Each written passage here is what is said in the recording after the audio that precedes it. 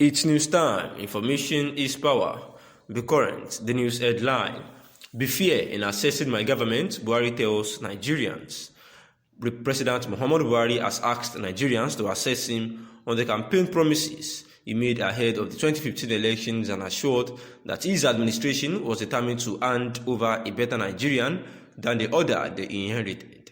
He called on Nigerians to be fair in their assessment of what his government has so far achieved. Buhari spoke in Kafanchan while on two-day visit to Kaduna State to commission projects at the Emir of Jemas Alhaji Muhammadu Isa's palace in Kafanchan. The president said his administration was determined to unfold programs that would improve people's lives on security. He appealed that citizens should have confidence on the ability of the security agents to bring the situation to normalcy. He said that nobody should be allowed to raise an army of thugs to force himself on the people, and this must be very clear, he said. Governor Nasir El-Rufai in his remarks said Buhari has done so much on security. According to the governor, Buhari's investment in security has lessened attacks. Kafanja, he said, has become much safer than it used to be. The Emir of Jemas called for the establishment of a permanent base for the Air Force and mobile police in his domain. Emir Muhammadu also requested for the restoration of the rail transport from Kafanja to other places across the nation. Public servant Professor Bolaji Owosanya, who provided the damning evidence of the modus operandi of the official racket in government. Already, in the 2022 budget, over 225 projects have been identified as duplications at the cost of 20 billion naira, prompting the House of Rep to set up a probe committee. There is nothing more than appealed to the persuaded Nigerians of his electability, anti-corruption personality during his first sojourn as military head of state in 1984 to 1986. Then, General Muhammadu Buhari was seen as the nemesis of corrupt politicians, and that image, which could not help him during previous electoral attempts, was capitalized on by the Southwest media to burnish and garnish a political reputation against an admittedly helplessly gutless and hapless leadership of Goodluck Jonathan. But history is a mercilessly ruthless judge. While previously clueless and corrupt, Jonathan has become a beautiful bride of international diplomacy and democratic behavior.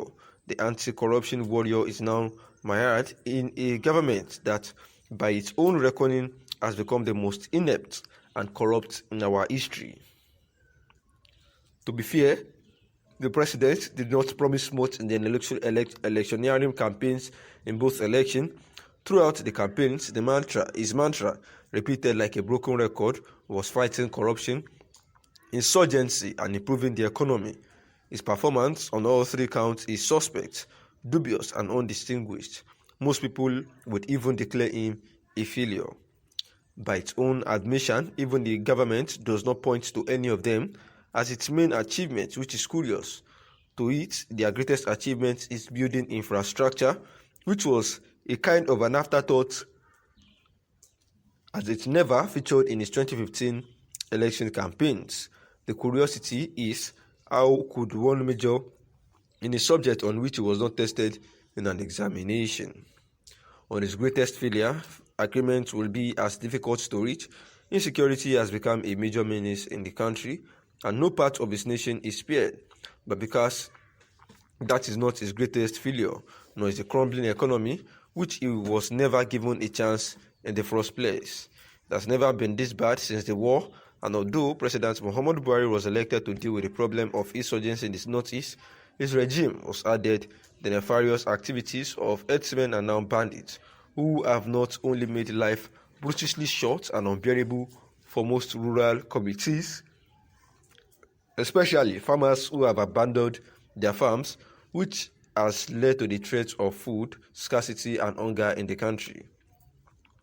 The Nigerians are paying such humongous price on account of corruption in the public service in the government that promised to stamp it out is a monumental indictment of President Muhammadu Buhari and his legitimacy for the office. The paradox is that for every extra kobo that goes into fictitious projects and salaries, there is a corresponding denial of public-oriented spending to improve people's lives. Also, such increase in recurrent spending is directly responsible for the unending borrowing by this government to fund its acclaimed infrastructure development in a situation that mortgages the future of the country and the next generation. Consequently, the reason we are borrowing is not entirely because there is no money, as government has consistently maintained, but because its employees are siphoning the money into their private pockets at the expense of the generality of Nigerians.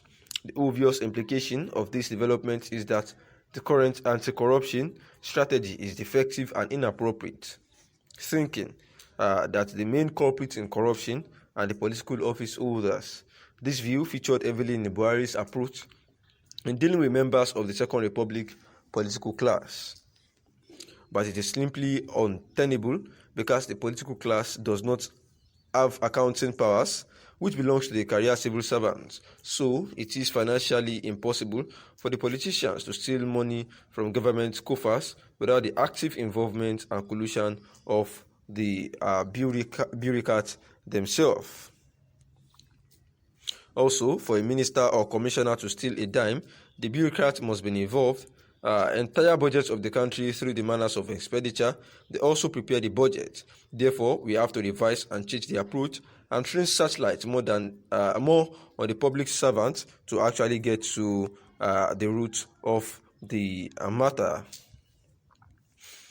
And also, focusing on the few political office holders is a waste of time and resources, which has been proved by the failure of this government to stamp out corruption in the country, and there is need to digitalize government processes to reduce human interference, which ultimately conduces for corruption. But most importantly, government must improve the remuneration of public servants to motivate them and discourage corrupt practices.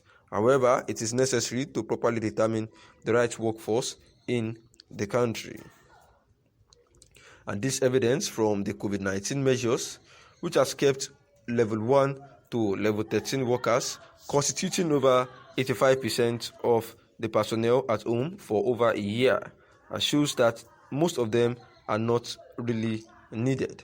And this is the reason why it is better for the government to focus more on how to further ensure that the civil workers are actually, given much more support so that they can be motivated, and therefore, the practices of the corrupt practices would actually be extremely minimal, if not stopped entirely. And this would help us to ensure that the root of corruption is actually destroyed. Thanks for listening.